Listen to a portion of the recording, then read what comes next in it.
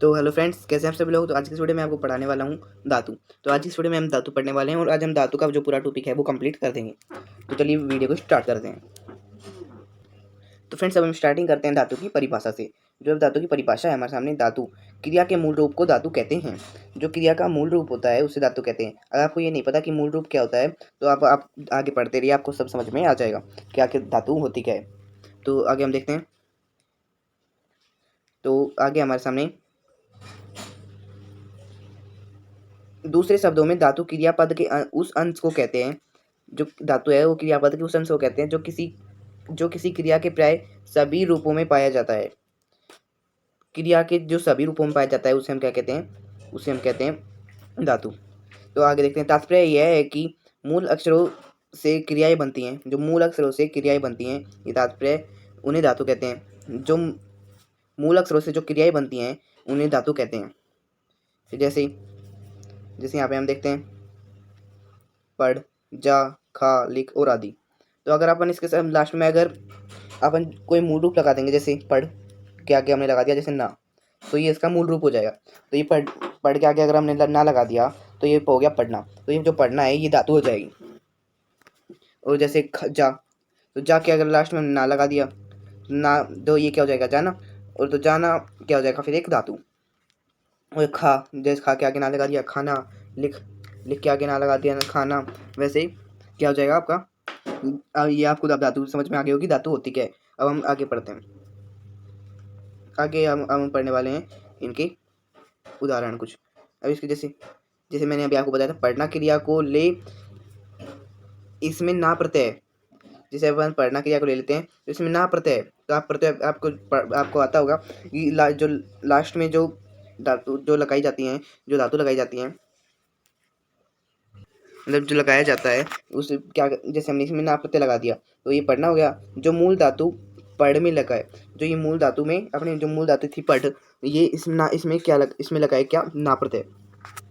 तो आज जैसे और अपन आगे देखते हैं। इस प्रकार पढ़ना क्रिया की धातु पढ़ है। जैसे अगर कोई पूछे कि पढ़ना है, पढ़ना क्रिया की धातु क्या है, तो पढ़ना क्रिया की धातु है पढ़।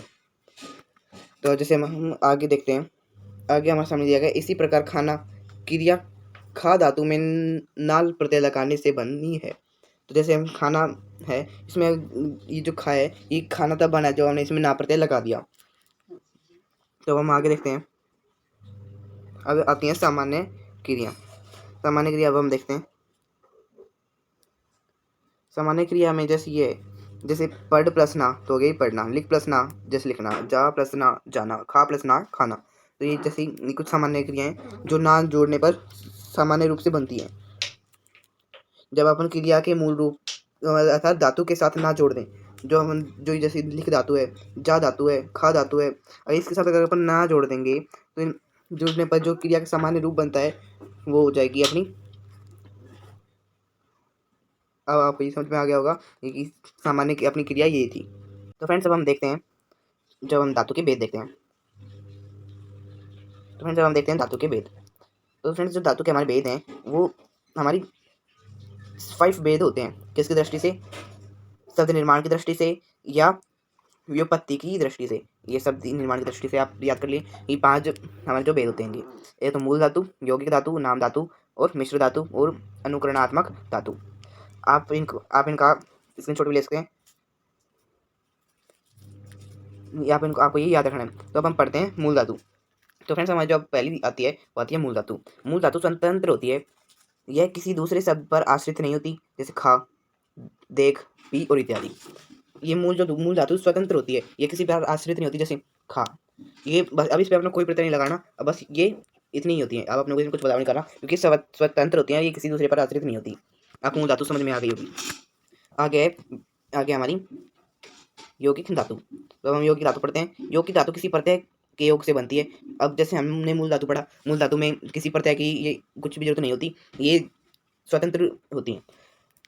जैसे यौगिक धातु में क्या होता है, ये प्रत्यय के योग से बनती हैं। आपको ये यौगिक में याद रखना है, ये प्रत्यय के योग से बनती हैं। जैसे खाना, लिखना, खाना से जैसे खाना से हो गया खिला, पढ़ना से हो गया पढ़ा।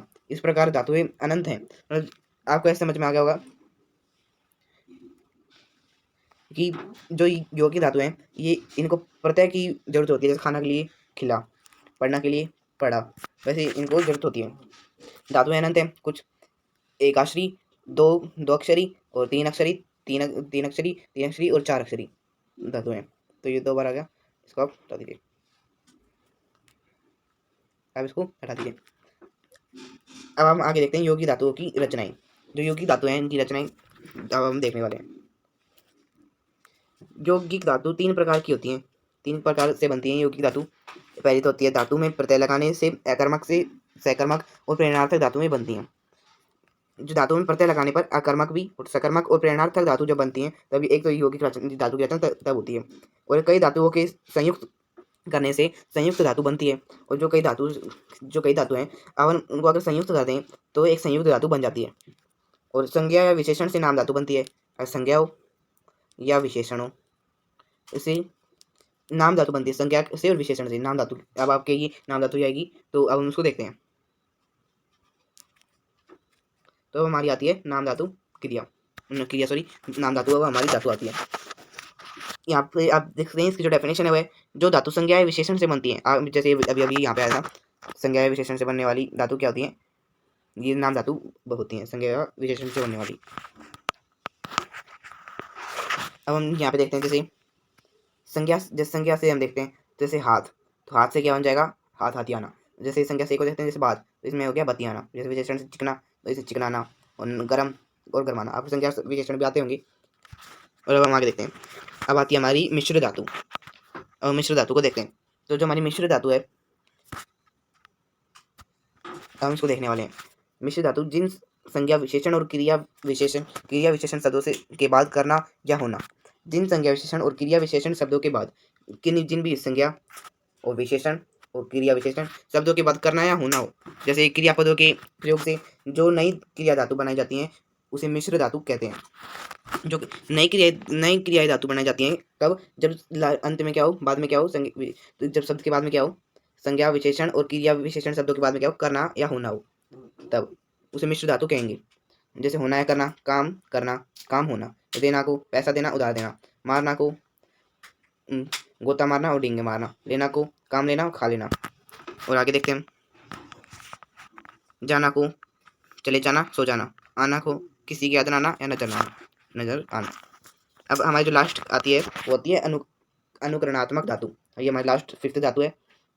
जो धातु किसी ध्वनि के अनुकरण पर बनाई जाती है उसे अनुकरण धातु कहते हैं। जो धातु किसी ध्वनि के अनुकरण पर बनाई जाती हैं, जैसे हम देखते हैं पटकना, टनक, जैसे कि हमारे पास है टनटनाना और खटकना। धातु या अनुकरण धातु के अंतर्गत आती हैं।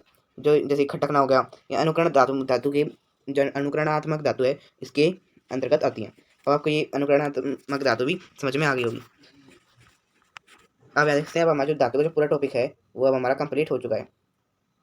तो आप की इस वीडियो में आपको धातु पूरी जो कंप्लीट है वो समझ में आ गई होगी। तो आज की इस वीडियो में बस इतना ही। हम मिलते हैं नेक्स्ट वीडियो में।